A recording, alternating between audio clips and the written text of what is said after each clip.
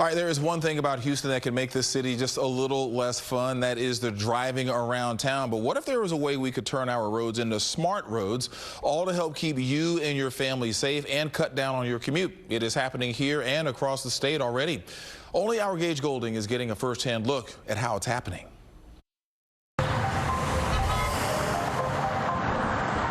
Driving around Houston can be horrible, terrible, agonizing. We all have our own way to illustrate the pains of our daily drive. Look, it's no secret that H-Town has a reputation for our terrible roads, insanely bad traffic, and unfortunately, some of the deadliest freeways in the country. Part of the problem is our roads simply aren't smart. And no, I'm not talking about using the most efficient route or even being built the best. I'm talking about technology, smartphone, smart roads.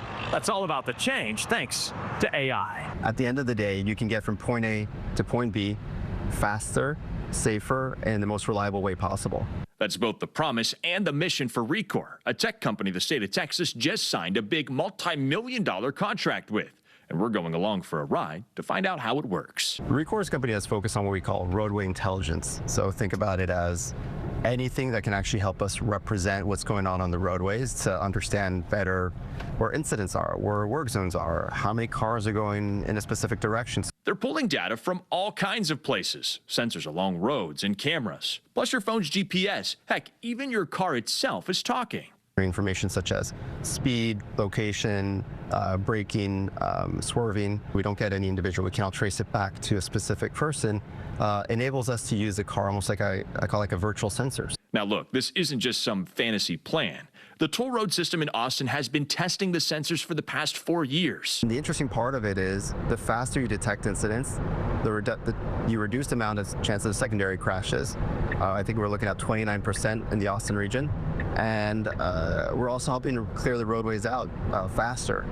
For each minute that a lane is blocked because of an incident or crash, it'll take about 4 minutes to resolve that. 610 West Loop, we're already hitting traffic.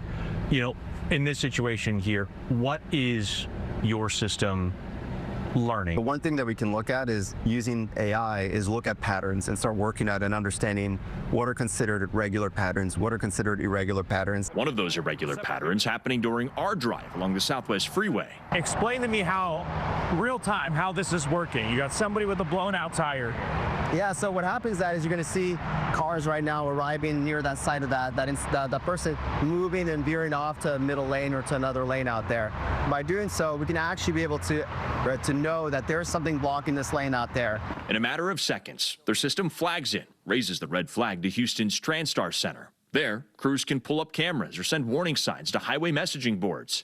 And at the same time, Recor is pushing warnings to your phone's GPS or even the screen in some cars, all without you having to do a thing. On average, we're seeing about 9 minutes faster incident detection.